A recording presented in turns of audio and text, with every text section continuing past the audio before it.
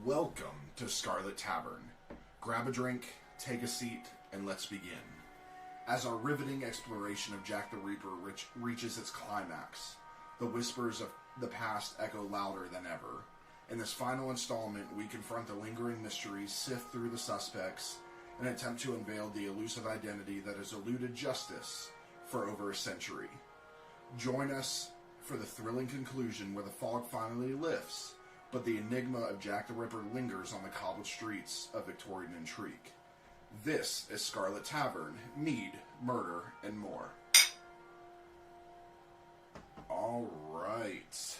Let's do it. So, we are back with the final installment of Jack the Ripper. We just want to apologize to everybody for the schedule changes with the new campaign for D&D and just a lot of stuff going on. We've had to figure out some new scheduling stuff. So from now on, the first Saturday of every month, there will be no episode. Because we do not do D&D on the last Sunday of each month, and we record that week. So, the podcast, we want to take the full week off. So, with that means that there will be no episode the first Saturday of each month. So, that's what happened last week. We apologize for those that were waiting for this, but we are here. We are finishing out Jack the Ripper, and then we're moving on to greener pastures. Probably not. Pam is no longer with us tonight. No, just kidding. She is sleeping. She's not feeling well. She'll get better soon. The way you said that, I'm like, what happened to my wife? I just saw her. But yes, so Pam's not here tonight, so we'll be finishing this without her. But we could not have done this without her because she wrote all of this and we didn't do anything. We're just the pretty faces behind this. Well, I mean, one of us is. Well, I mean, I've always been told I have a face for radio. You do. Wow. Wow. One of us is the voice actor. I can sing. I can do voices. Cannot. No, you cannot. I know. All right. Anyways, we're gonna go over rumors, speculations, theories, stuff that people believe, different suspects that people believe it was. Obviously, we don't know who this is, so. Although, if Grim is to be believed, it's just a ghost. Yeah. For those that don't know, we've been watching Grim, the series on Amazon, and it's an amazing show about fairy tales. This is not a paid advertisement for a show that's been canceled, but just go see it. Amazon, you can't pay us. Please. Actually, I don't want Jeff Bezos money. That's dirty money. That's like the island money. Whoa, we went there. I'm pretty sure he's on the island. He was on the island. Which we will be doing a Jeffrey Epstein episode. He didn't kill himself. He did not. The Clintons did it. Or the Royals. Yeah. But, no, we just, there was an episode that they brought up Jack the Ripper and that he was a spirit that was possessing people and that the first killings that were similar to Jack the Ripper actually happened by a soldier 100 years before the Jack the Ripper killing. So it's pretty interesting to look at it that way. Who knows? Maybe it's true. Oh, no. Spirit possession's a real thing. There's definitely a lot of theories behind there. Even some. I'm just gonna go out and say that's my theory right there. Wow, that's Jack the Ripper is a spirit. Yeah. Why? There. It's the only thing that makes sense. So, anyways. The murders of Jack the Ripper are one of the most famous unsolved crimes, remarkable for both their graphic brutality and the Ripper letters. Discussion and theories about the identity of the Ripper continue today. Everyone alive at the time is now long dead, I hope. Otherwise, there's some witchcraft there. Or vampires. Yeah. And modern authors are free to accuse anyone without any need for any supporting historical evidence. Oh, okay. The cases against the early suspects fell apart either because of lack of evidence or because suspects had solid alibis.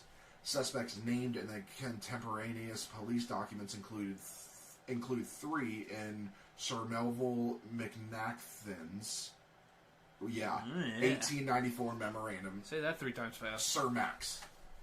But the evidence against each of these individuals is at best circumstantial. The concentration of killings around weekends and public holidays and within a short distance of each other has indicated to many that the Ripper was in regular employment and lived locally. Others have opined that the killer was an educated upper-class man, possibly a doctor or an aristocrat, who ventured into Whitechapel from a well-to-do area. Such theories draw on cultural perceptions such as fear of the medical profession, a mistrust of modern science, or the exploitation of the poor by the rich. The savagery of the killings prompted conclusions that only the feared other could perpetrate such wickedness, leading a slew of prejudiced accusations against people of different ethnicities and traditions, basically Jews. Mm-hmm. The fact that Whitechapel was home to many Jews fueled anti-Semitic feelings at the time. Whitechapel's closeness to London docks led the police to think the killer might have been a sailor passing through, or perhaps a stevedore, which is a dock worker. At the time of the murders, the police investigation centered on local characters. There has been much speculation as to the identity of the killer. It has been suggested that he or she was a doctor or butcher, based on the evidence of weapons and the mutilations that occurred, which showed a knowledge of human anatomy. Many theories have been put forward suggesting individuals who might be responsible. The most commonly cited suspects are Montague Druitt, a barrister and teacher with interest in surgery who is said to be insane and who disappeared after the final murders and later found dead. So he's a lawyer and a teacher. Okay. Yeah. Michael Ostrong, a Russian criminal and physician who had been placed in an asylum because of his homicidal tendencies. Let's blame everything on Russians. They deserve it. Yeah. It was Putin. Putin did it. Yeah, Putin traveled back in time trying to find a way to defeat the Ukraine, and he ended up becoming Jack the Ripper. Yeah. Aaron Kosminski, a Polish Jew and a resident of Whitechapel, was known to have a great animus towards women, particularly prostitutes, and who was hospitalized in an asylum several months after the last murder. Several notable Londoners of the area, such as Walter Sickert and the physician Sir William Goll, have also been subjects of such speculation. Francis Tumlety was an American-born quack doctor who possessed a collection of human organs, and it was reported detested prostitutes. Severin Klosowski was a known prisoner, but not, so far as anyone knew, a stabber or mutilator. That looks Polish. Yeah, it's very Polish. Thomas Neil Cream, who killed young prostitutes in the nearby borough of Lambeth by giving them strychnine-laced drinks, which is Strychnine? Yeah. It's a basically sedative/poison. On being hanged, he is said to have cried out, "I am Jack the..." Yeah. That's a dramatization, everybody, because... Did they gag you when they hang you? I know they blindfold you. They didn't always blindfold you. It depends, but no, they typically, you had your last words, and it would, depending on where it was, they would either kick out the stool, or they had it on you would sit on a flat board, piece, and then there was a lever. Yeah. That the floor dropped out. I can just imagine the hangman. What did he say? Oh, crap. He was jacked up. Oh, fuck. This was highly unlikely, as at the time of the Ripper murders, Cream was in the U.S. being held near Chicago in Joliet jail. Very infamous prison in American penal history, and John Jack Pfizer. Oh, Pfizer. He's behind COVID. Jack the Ripper is behind COVID. Yeah.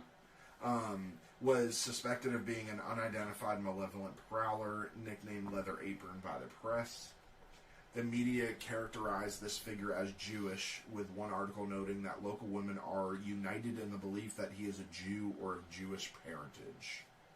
One theory links the murders with Queen Victoria's grandson, Prince Albert Victor, also known as the Duke of Clarence, although the evidence is unsubstantial. Yeah, a lot of this comes from... Could have been. Well, a lot of this theory was was kind of made into a graphic novel, From Hell, which is theory by Alan Moore. Great graphic novel. I really want to get that. But yeah.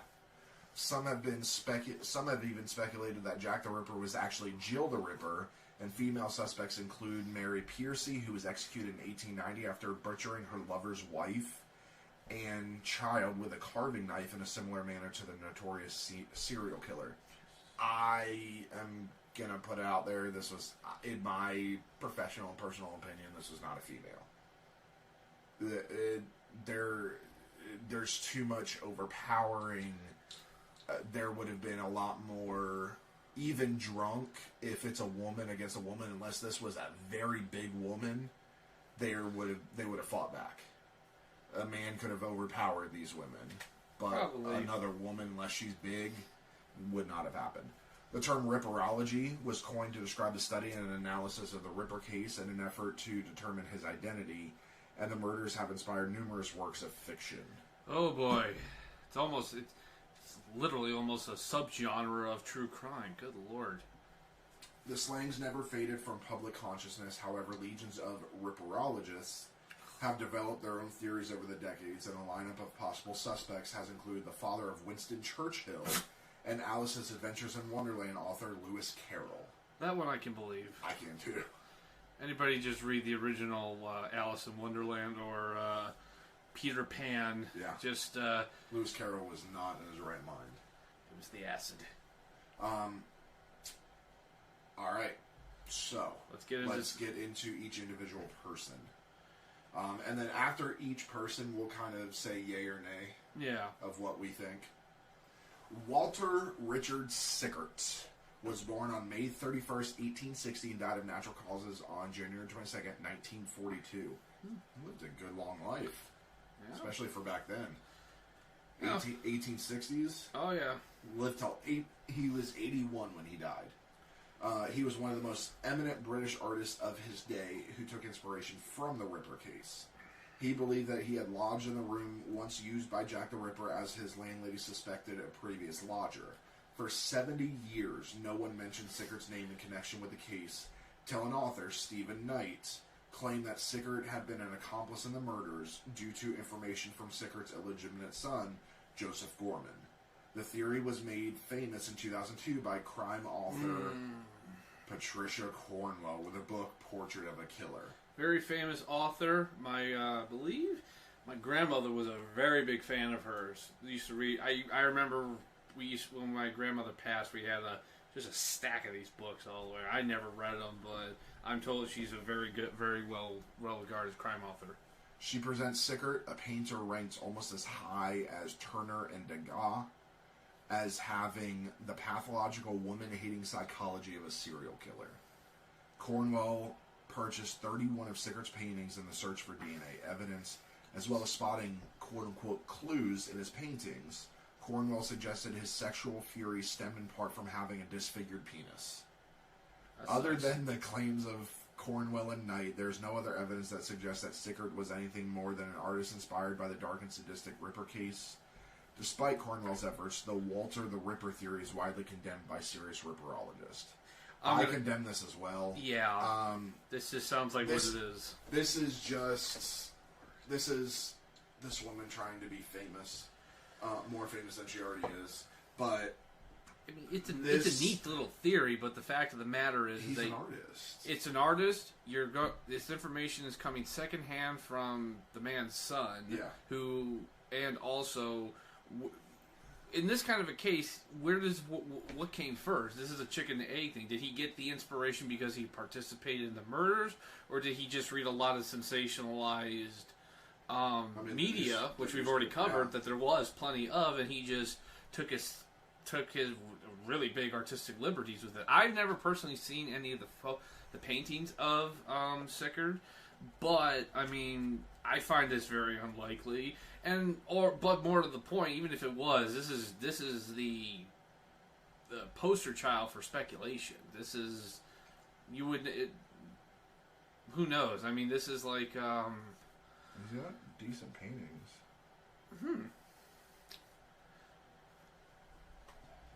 Oh, No, they're not bad. Good oil paintings. Yeah. So, but no, I think I mean, I don't see any Jack the Ripper-esque stuff. I mean, there's some dark stuff here, but other than that, I mean, it's a neat little theory. He painted life.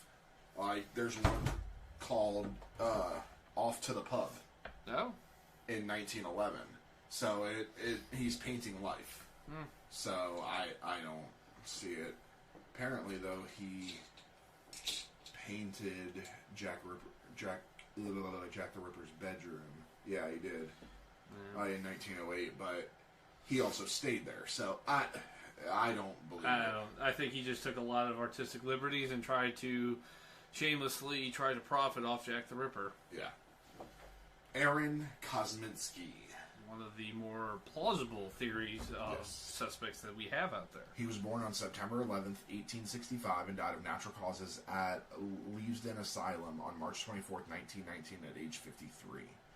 Police notes suggest Kosminski died soon after being committed. However, Aaron Kosminski lived until 1919. He and his family moved to London around 1881. He was a Jewish-Polish immigrant, working some of the time as a hairdresser or barber in the Whitechapel area at the time of the Ripper killings. He has been suspected since the initial investigation and is mentioned in the Mac memoranda. I'm not going to say his name. McNaughton. McNaughton? Yeah, McNaughton. I don't know. I don't know. Mac memoranda. Yeah. The majority of police officials considered a Kosminski among their suspects, but it is unknown whether or not this was the same individual. Police records show that their suspect had both a hatred of women and homicidal tendencies. By 1890, Kosminski was first admitted to a London workhouse. On February 7, 1891, he was certified insane and taken to an asylum, apparently for threatening a woman with a knife. Kosminski possibly suffered from paranoid schizophrenia, experiencing hallucinations and a variety of unusual behaviors.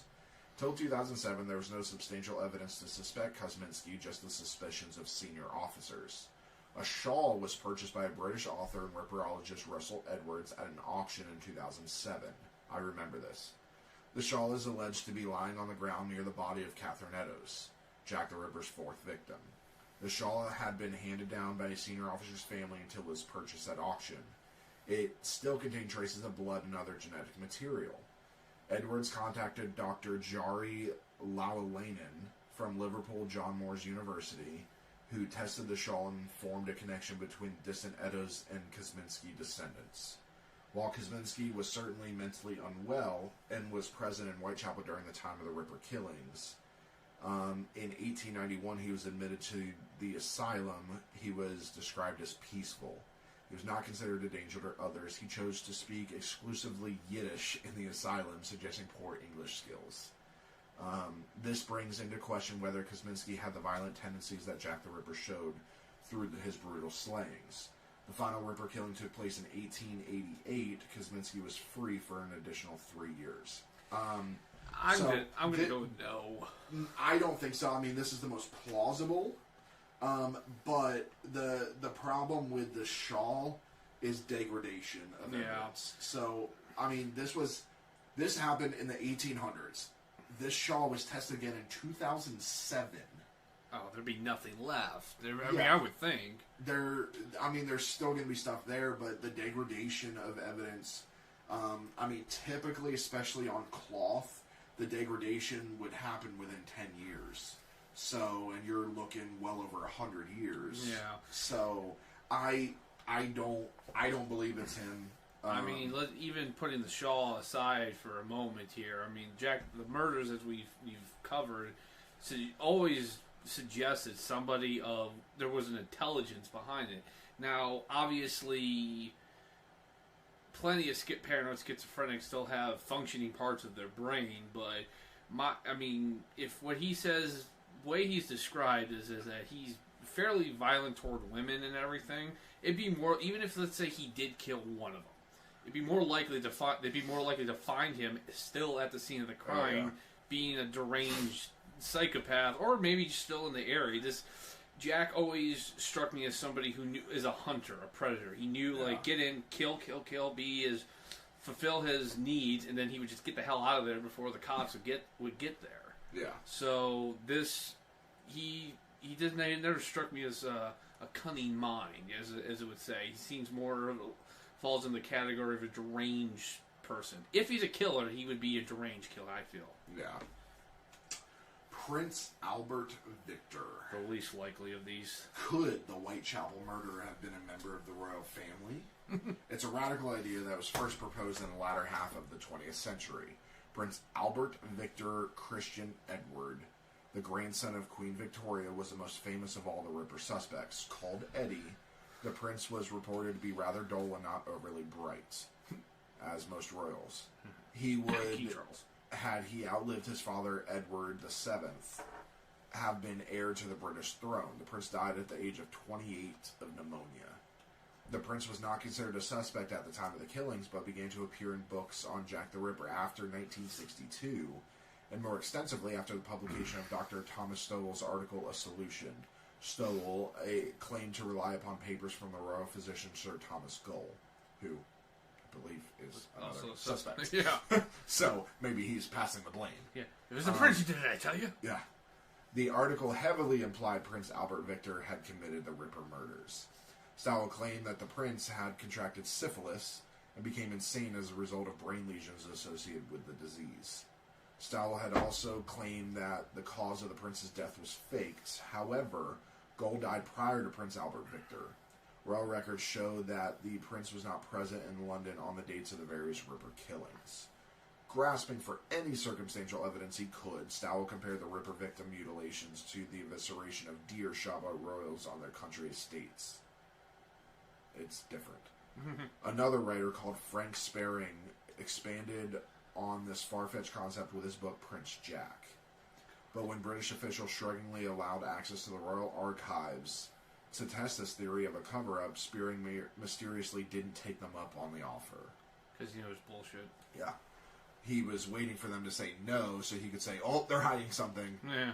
Smart on the royals for this one. Yeah. Other Ripperologists have linked Prince Albert Victor to the Ripper killings in other ways. Some have suggested that James Stephens, the prince's tutor at Cambridge, was the Ripper. Stephens suffered a traumatic brain injury in 1887, leading to madness. While there are no known instances of violence, Stephens produced a number of poems that are quite violent toward women. It has been suggested that James Stephens and Prince Albert Victor had a romantic and sexual relationship, and at least one theory suggests that Prince Albert Victor was an accomplice to the crimes. As to James Stephens, he had no connections with the Whitechapel area and was never known to be violent.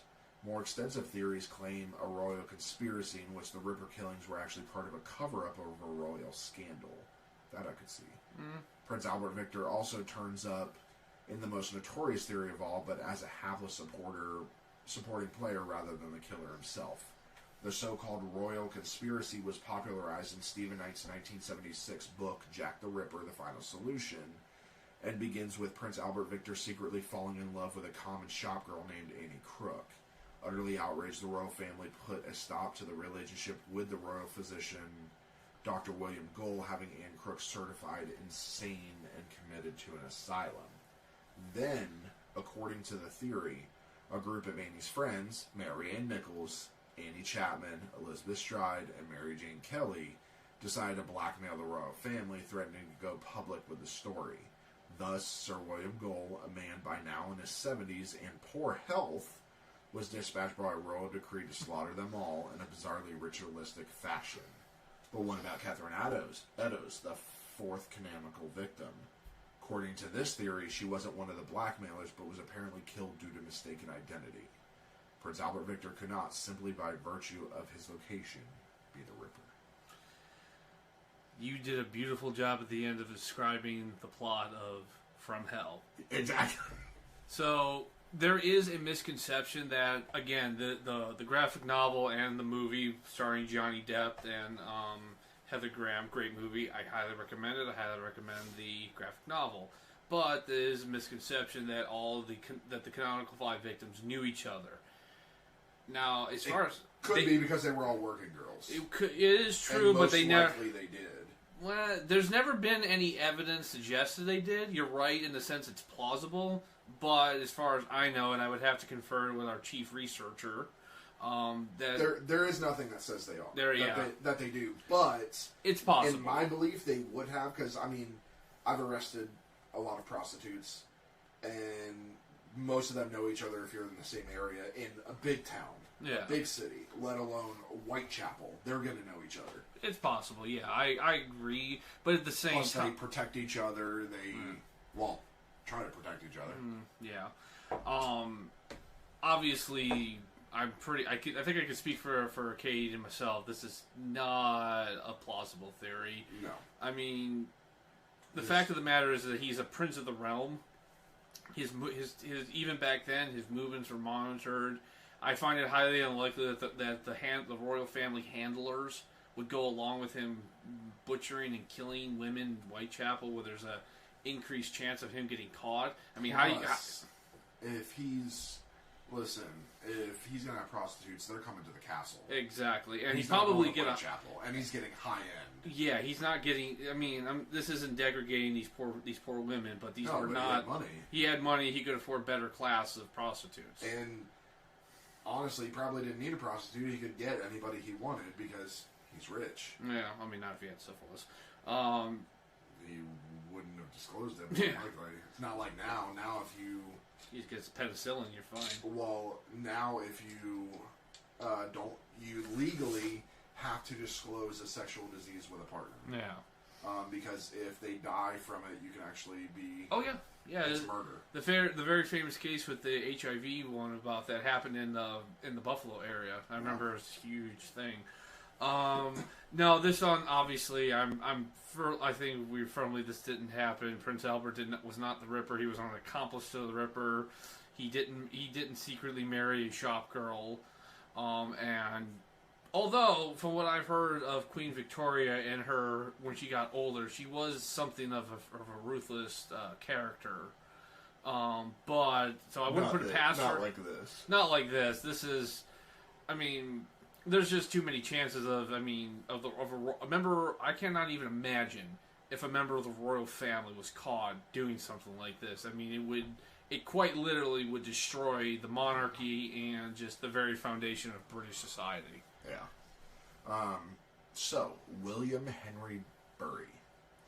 He was born on May 25th, 1859, and died by being hanged in Dundee, Scotland, for the murder of his wife Ellen on April 25th, 1889, at the age of 29.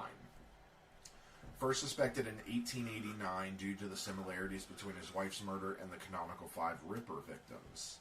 Although Bury was arrested and executed in Dundee, Scotland, he had been residing in Bow, near Whitechapel, during the 3-month murder spree of Jack the Ripper.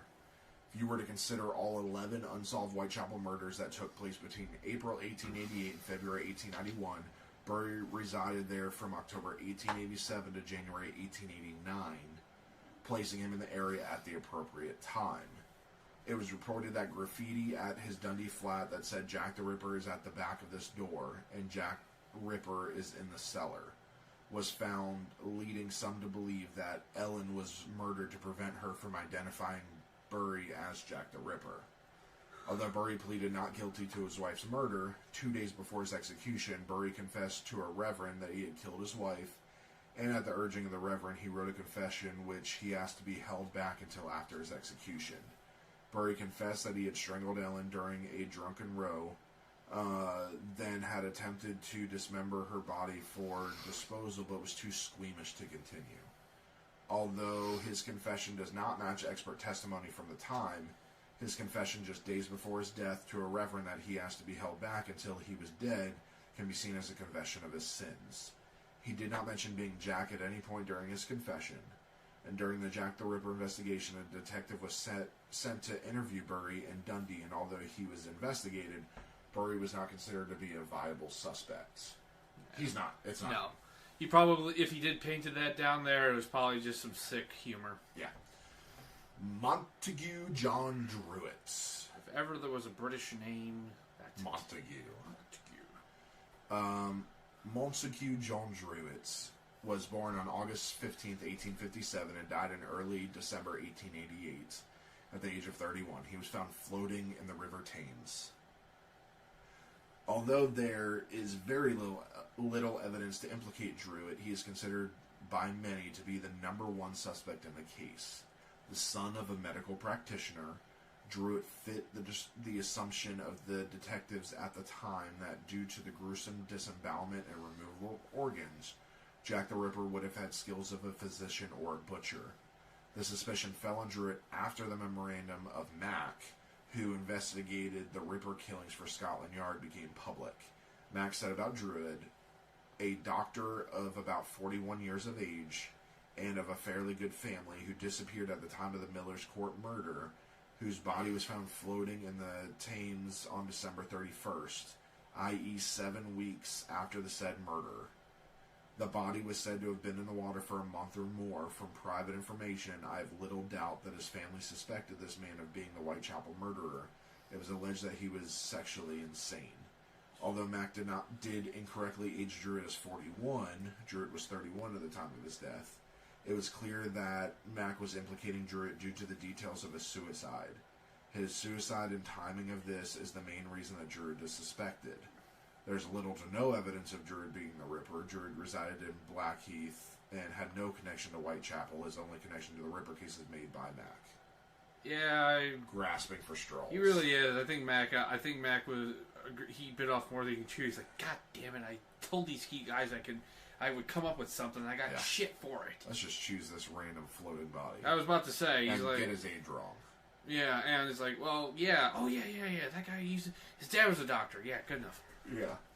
So, James Maybrick was born October 24th, 1838 and died on May 11th, 1889 at the age of 50. He died of suspected arsenic poisoning. His wife Florence was suspected of the poisoning and was arrested, convicted, then released on re-examination of her case.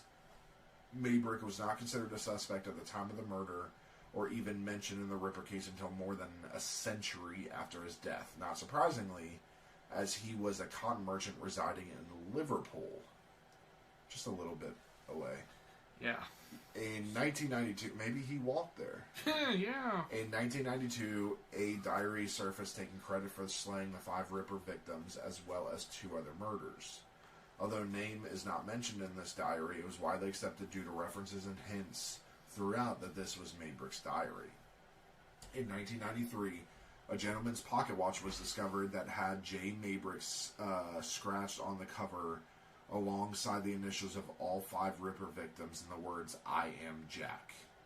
The watch was made in 1847 or 1848, and testing has proved that the engraving outdated the vast majority of superficial surface scratches on the watch, and although the engraving cannot be conclusively proven, it is considered to be of substantial age. Reason they did this is because they didn't want somebody to etch this on there and say, oh, hey, look what I found. Yeah. They dated it and showed that it dates to the right time period. The diary and watch are the only 2 connections to the Ripper murders. Although the watch has some credibility in regard to its authenticity, the diary evidence is surrounded in doubt. Firstly questioned was the discovery of the diary, as the story changed from it being given to him by a friend to being handed down in his wife's family. The diary itself is a genuine Victorian scrapbook, but 20 pages have been torn out. The handwriting style has been questioned due to it seeming more 20th century than Victorian, and the ink has been tested numerous times to no solid conclusion. Since the discovery of the diary and pocket watch, it is thought that his wife Florence had discovered that her husband was Jack the Ripper and decided to put an end to his life to stop the killings. However, this is a rumor, and there's no evidence to support the theory. I think this is the closest. That diary's probably fake, but the watch is something. That is the anomaly in this, because obviously you can't deny science. Somebody aged it, and the etching's right. It's right there. Yeah, but I mean, the biggest hole in this, and I mean, is that he's in Liverpool. He's in Liverpool. That's a long ways away from Whitechapel. Exactly. Although, especially back then. Although, if he's a cotton merchant, he would have traveled. But I sincerely doubt he's traveling by. He could travel by ship with his cargo to the docks. But they typically wouldn't. They travel by cart, so that or by train. It's just easier. Oh yeah. To carry all their stuff, so they don't have to load it on and off a ship. Plus, it's cheaper. Plus, another big glaring hole is the wife. So let's say she did discover the diary. Let's just take a big, huge, giant leap of faith. Say that this diary is real. He is Jack the Ripper, and she discovered this, and she killed him in order to get rid of Jack. Here's my question: why, in the love of all things holy, did she not say, "He's Jack the Ripper"? Yeah, exactly. I mean, this is after. I mean, this was like, he was killed in 1889. This is fresh off the heels. Literally, when you are being tried for his murder, you could have said, "Hey, I killed him because he's Jack the Ripper." Here's the evidence, and this is 1889. This is right on the heels of it. They would have been like, "We got him." Yeah. I mean, the London police were desperate to say this is it. Yeah, they would have. She would. My gosh, she probably would have gotten a medal from the Queen. Yeah. For this, but so the fact that grandson. Yeah. So the idea that this is the big thing for me on this thing is the wife had the evidence that he's Jack the Ripper, and she does nothing about it and just hands it down to her family. Why keep it a secret? Why do anything if for no other reason get rich and famous off this? How many newspapers would have sold their souls for this? Yeah. I think it's. The etching thing is the only thing that's a little odd, but I'm sure if there was ever a reason for it, and all of this everything else can be fake. I can't. It's very plausible somebody buys a Victorian era. I can buy one right now. It's not hard. Exactly. So this is false. Francis Tumblety was born sometime in 1833 and died of natural causes on May 28, 1903 in St. Louis, Missouri, at the age of 69 or 70. Tumblety was suspected of being Jack the Ripper at the time of the murders. He was arrested on November 7th, 1888 on unrelated charges and released on bail. Knowing that he was considered a suspect in the Ripper murders, Tumblety fled back to the U.S. via France. There is a rumor that Scotland Yard tried to extradite him, but New York City police said there's no proof of his complicity in the Whitechapel murders, and the crime for which he is under bond in London is not extraditable. It doesn't seem clear why Tumblety was a suspect at the time, apart from his previous criminal record and his misogyny. His appearance was not similar to the description of any of the eyewitness testimonies, and there's no concrete evidence he even visited Whitechapel. It is claimed that Tumblety collected uteri, but this allegation was made by an unreliable witness who was a known practical joker, and the allegation had not been made after the press linked Tumblety to the murders. This isn't him. No. It makes no sense. They just found a criminal, and they were just trying to pin it. Joseph Barnett was born sometime in 1858, died of natural causes at 68 or 69 years old on November 29th, 1926. Joseph has one of the strongest motives of all the Ripper suspects. He lived with Mary Kelly, the last of 5 Ripper victims. He was rumored to have been in love with Mary Kelly and was fed up with her prostituting herself to other men. He believed he could support her and did so for a while until he lost his job in June 1888. Mary Kelly then returned to prostitution. It is thought that Barnett had tried to scare Kelly away from this line of work through the Ripper murders but did not succeed. 10 days before her death, Barnett and Kelly had an argument which resulted in Barnett moving out of the property. Mary Kelly was found brutally murdered in her bed in a locked room. It was the most brutal of the canonical 5 murders and was the only one that did not take place on the street. It was also the last, which would explain why the killing ceased after her murder. His physical description and appearance also fits the number of eyewitness reports. There's no evidence of him being Jack the Ripper, and although Barnett fits the FBI profile and physical description, there's no evidence, just a strong motive for the murders, which is all speculation.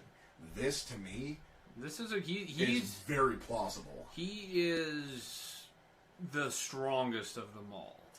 I would believe this if I got just a fraction of evidence. I would definitely be bringing him in. If he had that fucking watch, it'd be done. Mm-hmm. I mean, it makes the most sense. He's living with this woman who he loved. He's sick of her prostituting. So he scares her by killing everybody else first, killing people that she possibly knows, and oh hey, maybe if she sees these prostitutes dying, she'll stop prostituting and I'll win her back. And then she finally doesn't listen, and he moves out right before she dies so that he can't be implicated in this murder. It makes the most sense. It does. I mean, like you said, at the very least, I'd be bringing them in and I'd be sweating them. I mean, because there's just one too many coincidences. I feel it's a bit of a stretch. It's got to take a really sick, twisted mind to just go out and randomly kill people. But people have done it. Oh, I know. I mean, people kill people just because they feel like it. Yeah. This one actually has some motivation behind it. True. Very true. So, I mean, every other serial killer just kills because it feels good. Yeah. This one at least has some kind of motivation. So, to me, this is the most plausible. So, out of this whole list so far, yes, this is definitely the most plausible. Francis Spurzheim Craig. Francis Craig is a recent addition to the list of Ripper suspects. Craig, a reporter and journalist, was certainly present at the Ripper inquest, but a 2015 book suggests that he was, in fact, Jack the Ripper. In 1884, Craig married Elizabeth Weston Davies, but only months after the wedding, it became clear that Weston Davies was a prostitute. How do you not know that? I'm sorry, but how... Wait, I don't know. Okay. According to the author... Very good reporter. Yeah. According to the author Win Weston Davies, in his 2015 book, so this would be an ancestor, The Real Mary Kelly, Elizabeth Weston Davies left her husband and went into hiding in Whitechapel under the name Mary Kelly. Oh. Craig followed her to Whitechapel and took lodgings near where the murders took place. Weston Davies suggests that Craig killed the other prostitutes to cover up his real plan and intent to murder his wife. Divorce papers certainly support the idea that Elizabeth Weston Davies left her husband and was a prostitute.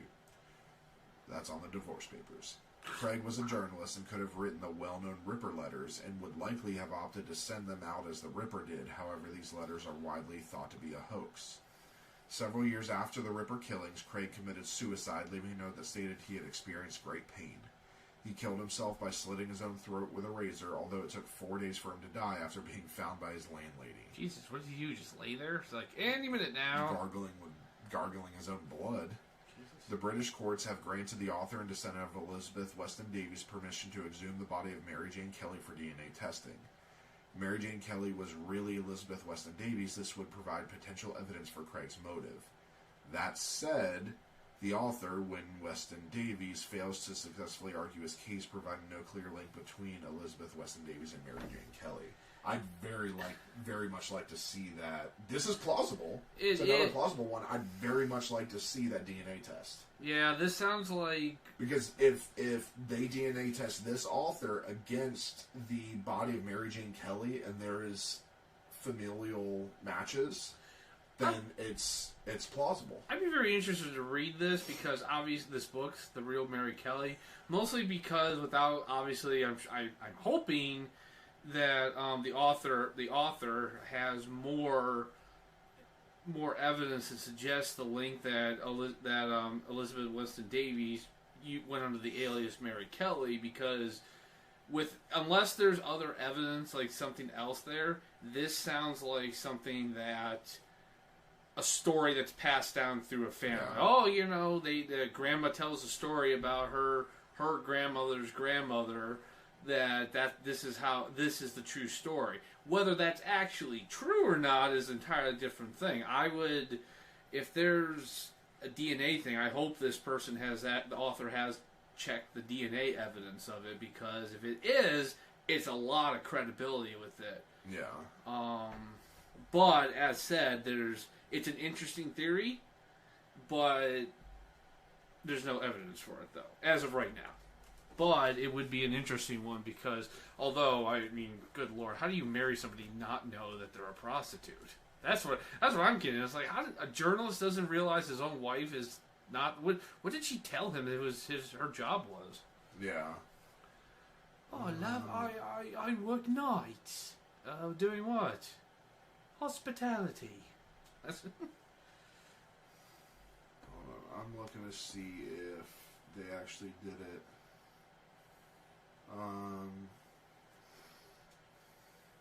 Wow, Wayne Weston Davies is also a surgeon. Oh. Let's see.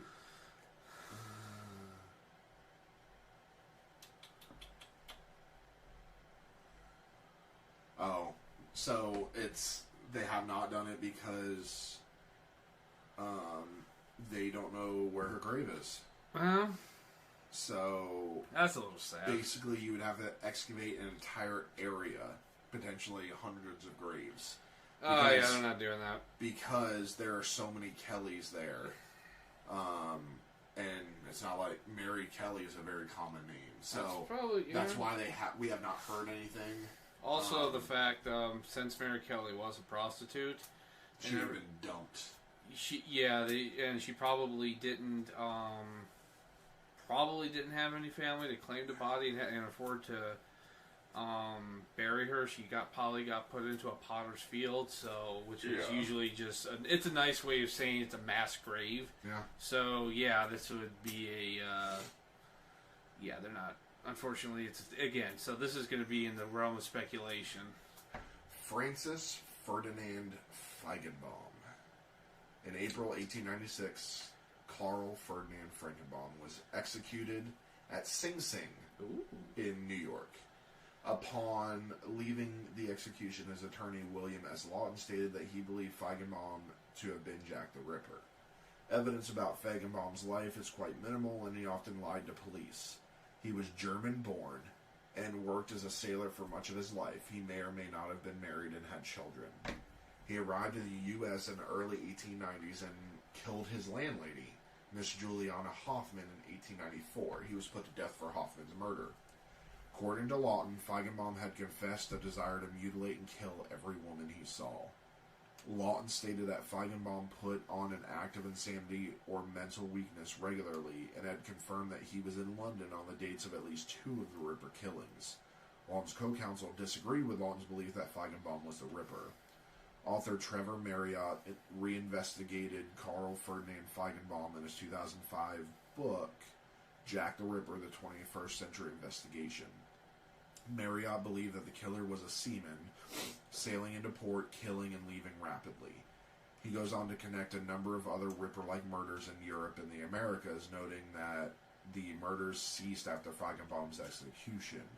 While Feigenbaum was witnessed killing Hoffman, the evidence that he was Jack the Ripper is quite scarce. It's unclear if he even spoke English well, and there is no confirmation that he was present for the Ripper killings or any possible linked killings. Marriott's attempt to link together a range of murders produces several clear challenges, including logistics and evidence of other motives or actions. Some of the murders listed were not, in fact, murders, but accidental deaths or clear crimes of passion. Not him. No. Again, this is the sailor theory, as they said. He's going by the docks, but if you can't... No, I don't think so either. Just because you have a desire to kill people and kill women, which sometimes is bad. I have a desire to kill people. Yeah. Francis Thompson. English poet Francis Thompson has also been considered as a possible suspect in the Ripper killings. Thompson was first identified as a suspect in 1986 in an article written by an American pathologist. More recently, author Richard Patterson has worked to elaborate on this theory. At the time of the Ripper killings, Thompson was a failed medical student, having attended medical school for some 6 years. While he did poorly on exams, according to his family, he was enthusiastic about dissection and anatomy. He was addicted to opium and, by this time, largely living on the streets in Spitalfields, very near where Mary Kelly was found. He had an unsuccessful relationship with an East End prostitute and may have known Mary Kelly. Thompson was a devout Catholic, having tried unsuccessfully to be a priest. All of the Ripper killings occurred on specific saints' day in the Catholic calendar, and the police believe the killer was likely Catholic. Thompson certainly did have an interest in killing and mutilating women, was in the area, and was controlled, and his movements limited not long after the final murder. He had both the interest in Catholicism and medical training suspected of the Ripper. He was known to carry a knife in his coat. While there's no hard proof of Thompson's guilt, He does not meet the criteria for a viable suspect in the crime, and there's no evidence that clearly eliminates Thompson from the possible suspect list. Now, to me, this guy would be a strong one. At least someone to watch. Oh, yeah. Because there's definitely that Catholic shame, and then there's the cursory medical knowledge. Like, as we've seen Sir Bond, Thomas Bond, right? Yes. Yeah, that's Thomas Bond, sorry. James Bond. Yes. Sir Thomas Bond said that the person did this, in his opinion, didn't have the adequate medical knowledge to do this. Now, it was Thomas Bond. Yeah, it was Thomas Bond. But if it's in fact Francis Thompson, who is a failed medical student, who he could be very interested in anatomy, but if he doesn't know what the heck he's doing, it might account for why everything was so savagely done. But again, I don't know. He really always stuck out to me as one that's like I would be very interested in him. Lewis Carroll. Perhaps the most unlikely suspect to be seriously proposed is Charles Dodgson, or more well known as Lewis Carroll, author of Alice's Adventures in Wonderland. Rumors have always swirled about his friendship with the real-life Alice and his possible pedophilic tendencies. But in the 1990s, a man named Richard Wallace took things further with a book, Jack the Ripper, Light-Hearted Friend, which fingered Carroll as... a horrible way to say that. Fingered Carroll as the Ripper. The evidence? Apparently Carroll confessed everything through hidden anagrams in his writing. Oh, God. Wallace took passages by Carroll and rejigged the letters to spell out phrases like, I got a tight hold of her and slit her throat. Trouble is, you can do the same with any piece of writing, as one withering reviewer of Wallace's book showed by rejigging Winnie the Pooh to prove A.A. Milne was the real killer. Historians have dismantled this argument, obviously. Yeah. This is absolutely idiotic. Like, he may not have been a good person. Definitely a strange character, to say the least, but yeah, he didn't do this. Was Jack the Ripper really Jill the Ripper? Now, I wanted to be known, I didn't even, as much as I'm a true crime fan, until I saw my wife typing this up, I didn't even know that this theory existed, so this is interesting to me. This strange theory goes right back to the early days of the case, with Inspector Aberline himself pondering the possibility after Mary Kelly's murder. A witness claimed to have spotted a woman wearing a shawl out and about hours after her apparent time of death. The idea was eventually popularized in a 1939 book called Jack the Ripper, A New Theory. It argued that a woman, perhaps a mad midwife, would be able to wander about in the small hours without arousing too much suspicion, even if she was splattered with blood. This midwife could also have had the anatomical knowledge to carry out the mutilations.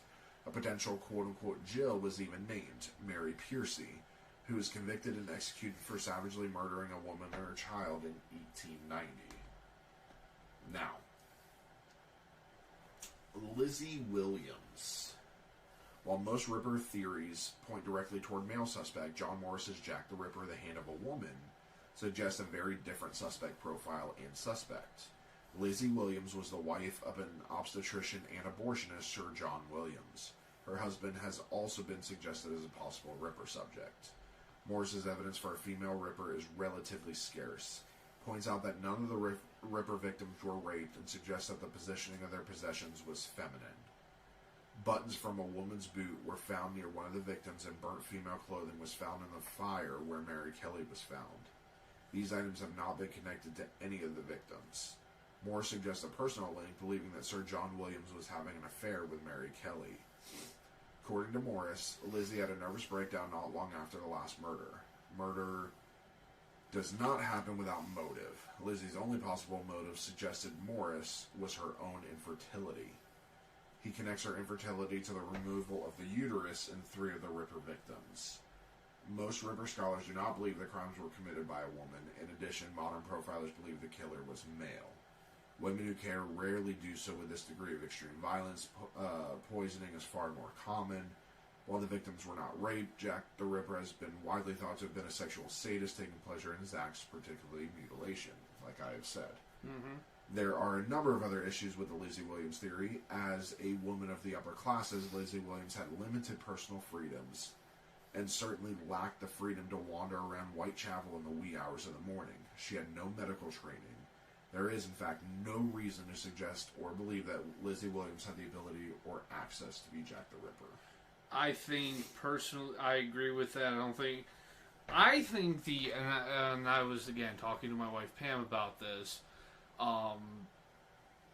it certainly most suggests that it was the Jack the Ripper couldn't have been a woman because, again, the status even today is that the brutality and the viciousness and the savagery of this is just a male. And certainly women and serial killers that there have been don't usually do this. They poison, they stab, Correct. or they, as with another famous female serial killer that we will be covering, Eileen Wuornos. She shot her victims. Correct. Women don't get up there. But as I pointed out, it only takes one to go over that edge.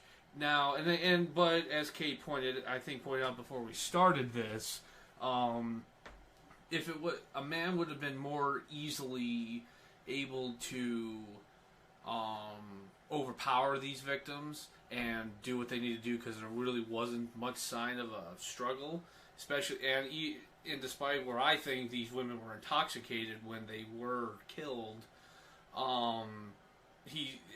there is a good chance that another woman would have fought another woman despite their levels of sobriety.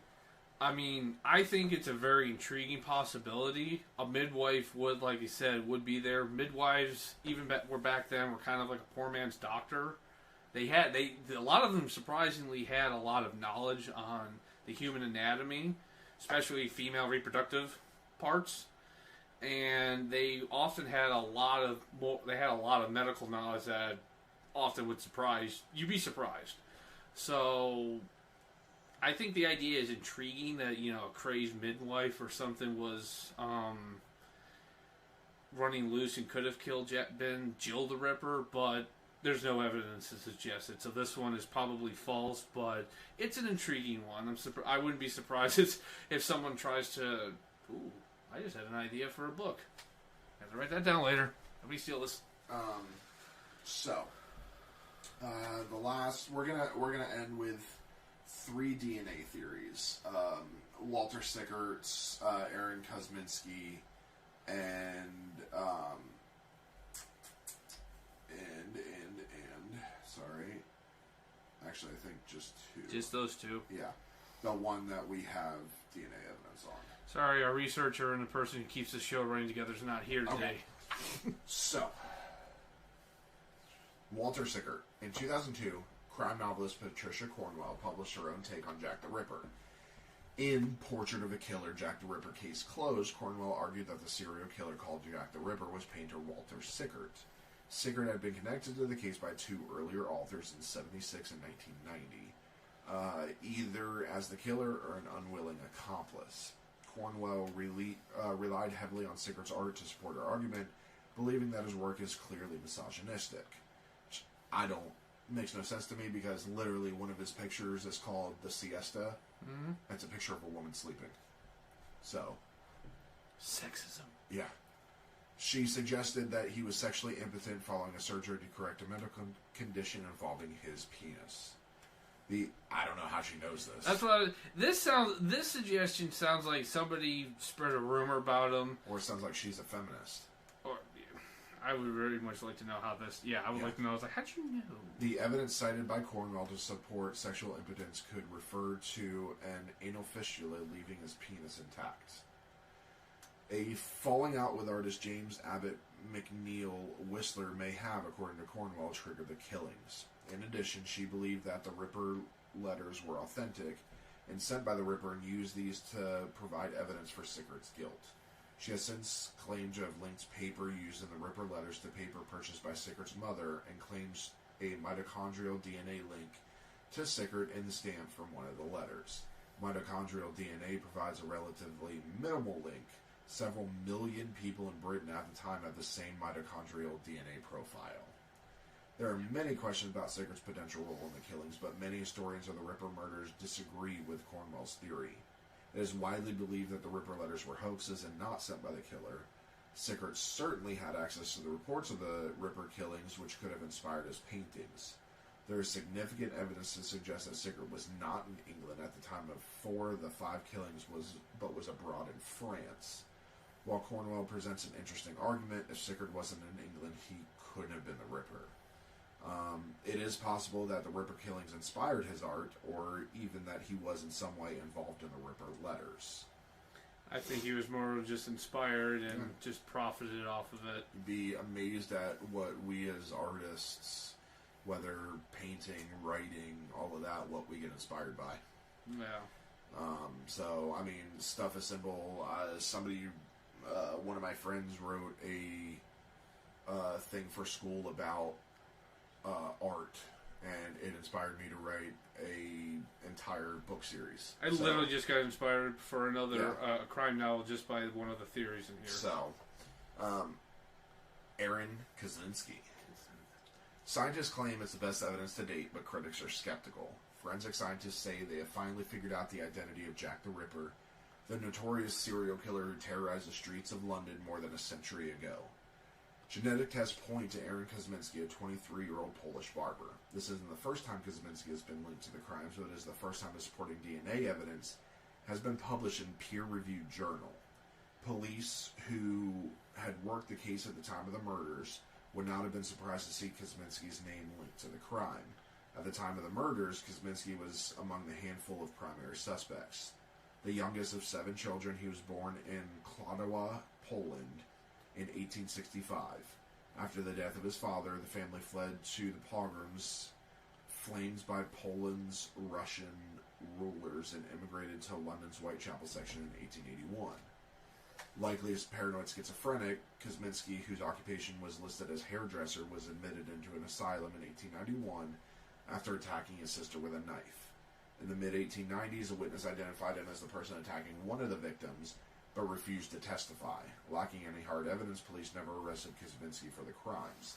He remained institutionalized until his death in 1919 from gangrene.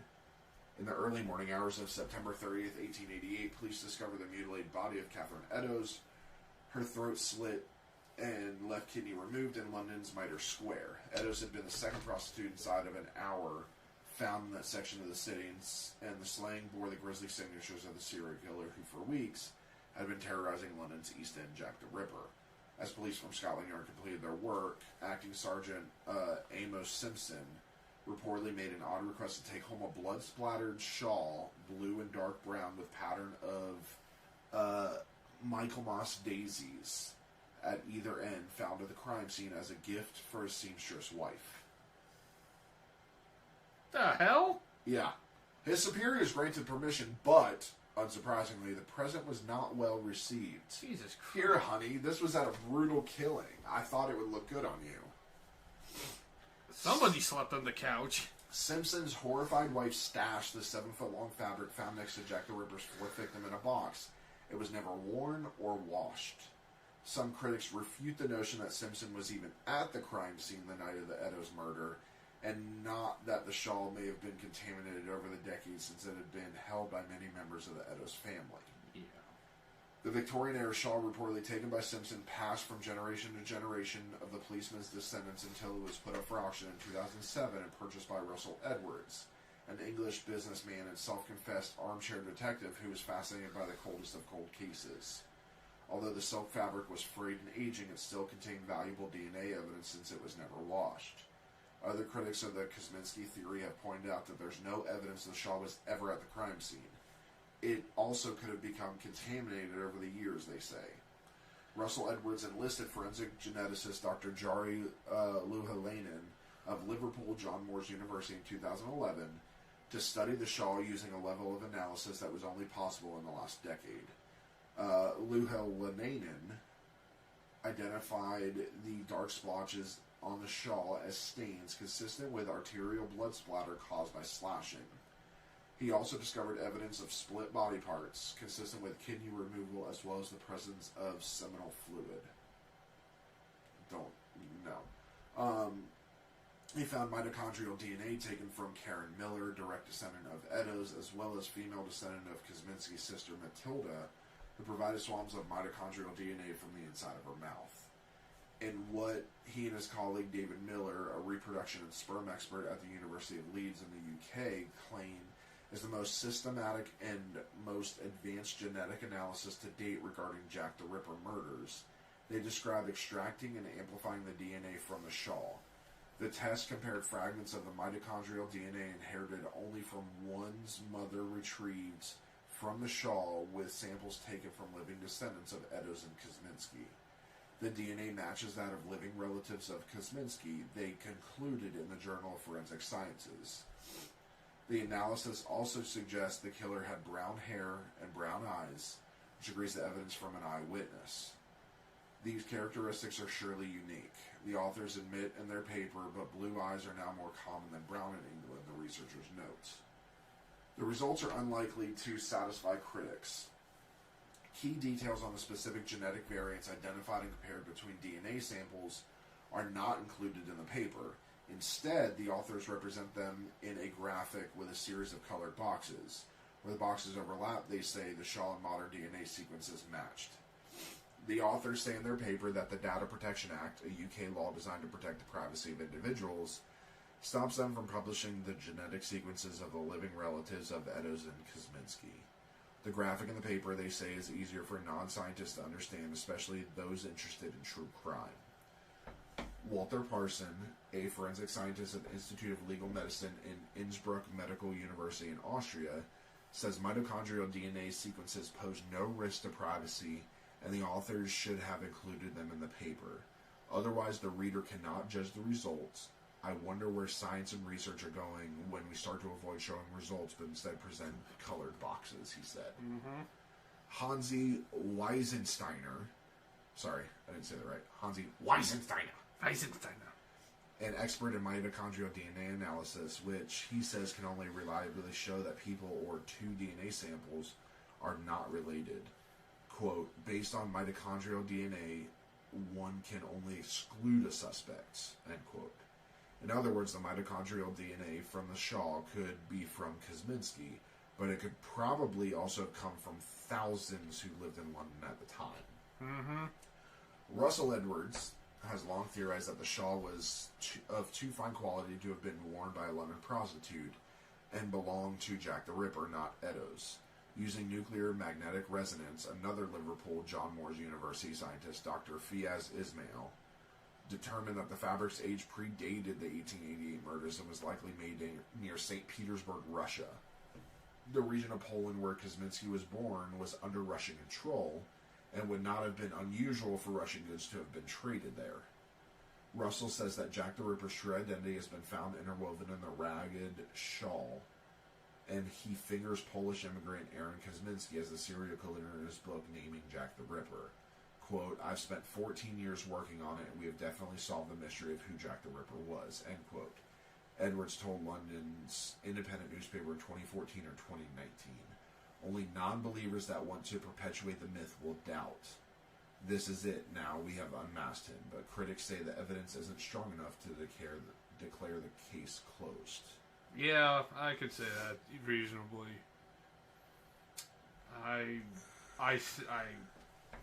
This goes back to the diary, like we found the other suspect. This is very convenient that now, don't get me wrong, there's plenty of evidence of policemen stealing evidence and keeping them as souvenirs to, say, hey, look, this was my link. Not something that's going to link you to the killer, possibly. Yeah, well, you'd be surprised. There was one case where I think it was Edgar Mevers killer in the 1950s or 60s, civil rights activist. He was killed by a man, and the rifle that was used to kill him was actually taken by a judge that was a specter in the case, and he just mine.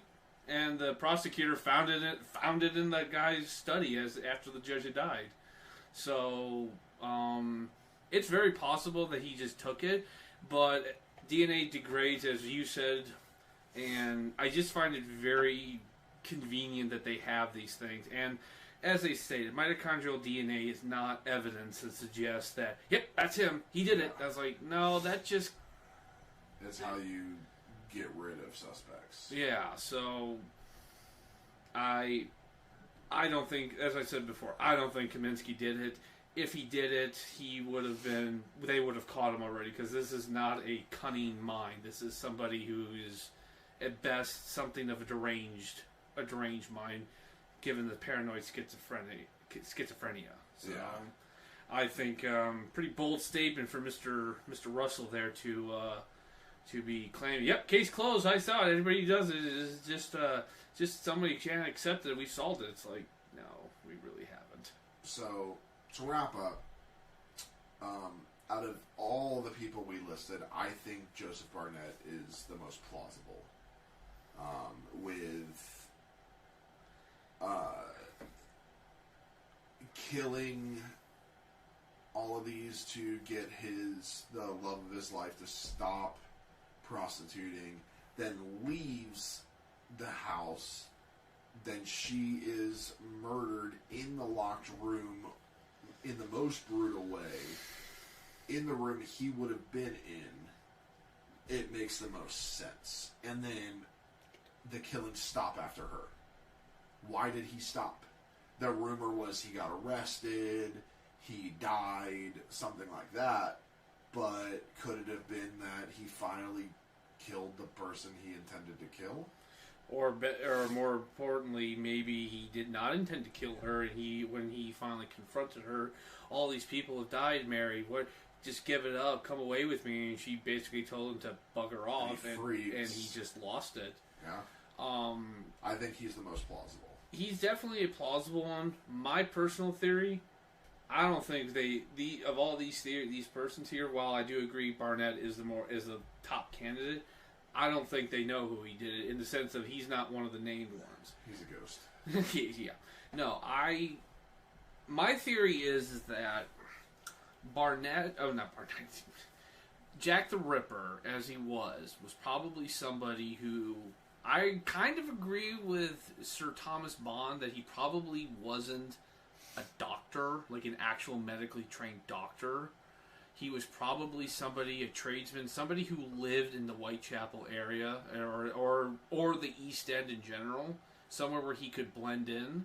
Because the idea of and this was perpetuated in the media, the top hat, frock coat wearing killer running around the East End with a knife, killing people, somebody would say something. Somebody's going to say something. Somebody's going to say, hey, there's somebody from not this area going around killing people. You need to stop them. As much as they distrusted cops and hated cops back then, somebody would say something. If nothing more, to the Vigilance Committee. So... I mean, he could have been a vet. A veterinarian. A veterinarian? You know what? Yeah. I would even go so far as to say maybe he was an Army veteran. Yeah, that too, but veterinarians were pretty common back then because they were taking care of horses mostly. Horses, anything. Because horses were obviously the crucial for transportation, but and for those doubting that, the Royal Veterinary College was founded in 1791. And is in the UK, which is one of the biggest veterinary colleges in the world. Oh, yes. So it could very well have been a vet. It could have been. It could have been a vet, a military vet. I mean, somebody who it would definitely it would account for the brutality. Somebody, as some of these suspects have seen, they're kind of squeamish. Somebody who worked with, who was around death, who saw death, who dealt out death, or somebody maybe in the Royal Medical Corps could have done it, maybe. And then, but one part of this theory that I think, and I'm really shocked, and I did my own research on not just on top of Pam doing it as well. I truly believe that Jack was probably staking out the pubs in the Whitechapel area and picking these women as they were leaving the pubs at night. Maybe looking for the ones, and I think you even put out a even better one. Maybe it was a bartender. Yeah. Because he could have been the one dealing out the drinks and intoxicating them, and then following them and leaving them. he is, as a bartender, you're the one listening to everybody's woes. You're the one that everybody talks to about everything. So they would know, okay, she doesn't have anybody there. She's down her luck. She's just scraping by. No one will miss her. And without toxicology reports, they didn't have them back then. We have no way of knowing whether they were drunk, sober, high, whatever. I personally think whatever Jack's profession is undetermined. Maybe he has medical training, maybe he doesn't. Is he good with the knife, or does he not, or whatever? We'll not really know that, but I think he was hanging out at the bars, finding his victims, and probably, if the London police, if they didn't do it, they should have done it more. They should have been hanging out at every pub, watching every guy leaving to go with a prostitute. Yeah. These women didn't hide it. Prostitution wasn't, like you said. We said in the beginning of this. It wasn't illegal as long as it was illegal, but it wasn't at the same time. So, and these police would have known who most of the prostitutes were, or at least could spot them. So, I mean, if we go a little closer to us, Eileen Warnos was a bartender. Oh, I thought she was just a drifter. She worked at bars. Wherever she settled, she would work at bars. So it's not uncommon. So that's my theory. I don't know what Jack's profession was. I don't think he was a doctor, at least not a medically trained one, because most of those types were usually upperclassmen and upper class society people. They're not going down to Whitechapel. Yeah. At least not without attracting some attention. Somebody would see something. Whoever Jack was, he lived in Whitechapel, and probably was known to the police. They just didn't connect him. Yeah.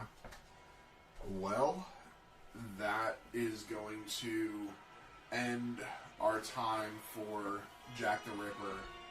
We will be back next week with some interesting topics. We've got a nice, interesting set of topics coming up.